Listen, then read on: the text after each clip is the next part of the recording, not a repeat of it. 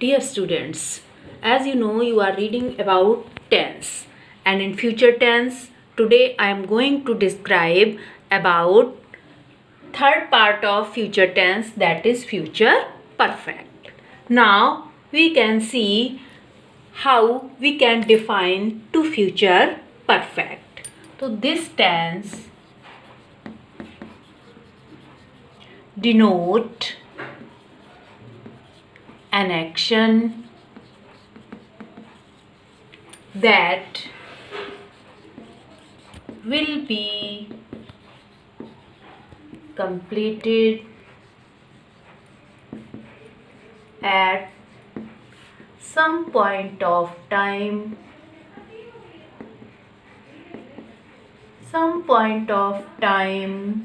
in future. Means here this tense denote an action that will be completed at some point of time in the future. That will be completed but in future for some point of time. Now let's see helping verb of this tense will have and shall have. You already know how we use will and shall. So same sequence is here to use will and shall. And as you know, in all perfect we use third form of main verb.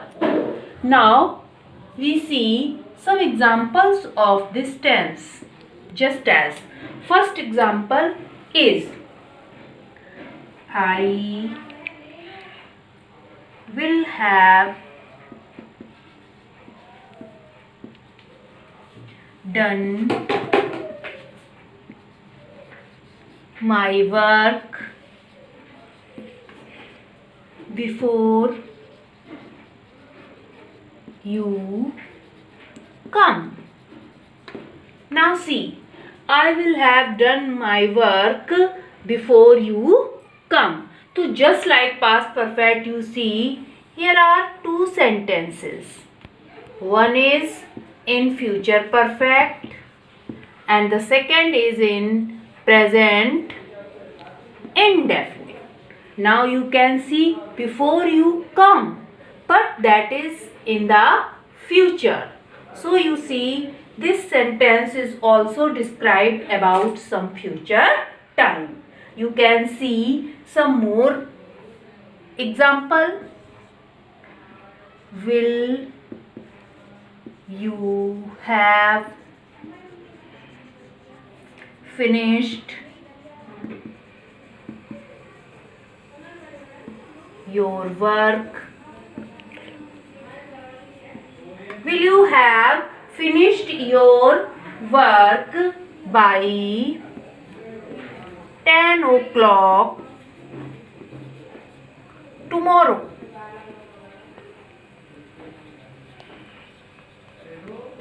So here you can see this sentence is interrogative, but it is also describes some point of time in future.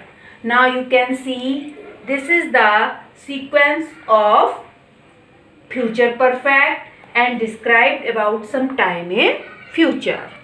So now in the next tense is future perfect continuous.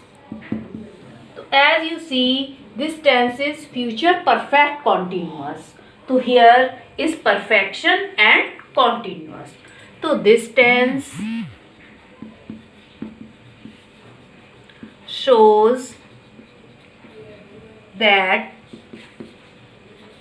the action, whether finished or unfinished,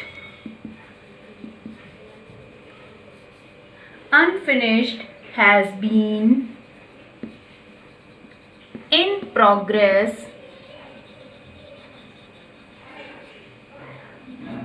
has been in progress for some time. Dear student, please try to understand. This tense shows that the action, whether finished or unfinished, means may be finished or unfinished, but has been continued in progress for some time. Why? Because it is continuous. Now you can see the helping verb of this tense: will have been and shall have been, and we use main verb plus ing because it is continue. And for time we use since and for. You know since and for, I have already explained about it. Since for the point of time and for the period of time. So now let's see some examples of this tense. So first is just as: we shall have been playing for 3 hours. 3 hours when you get there. As you see, we shall have been playing for 3 hours. So this is described about continuous.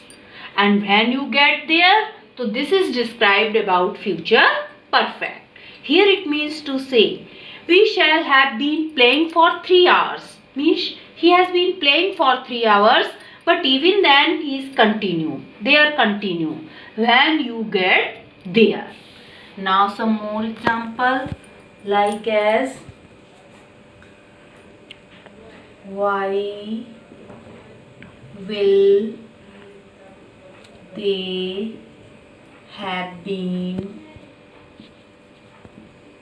making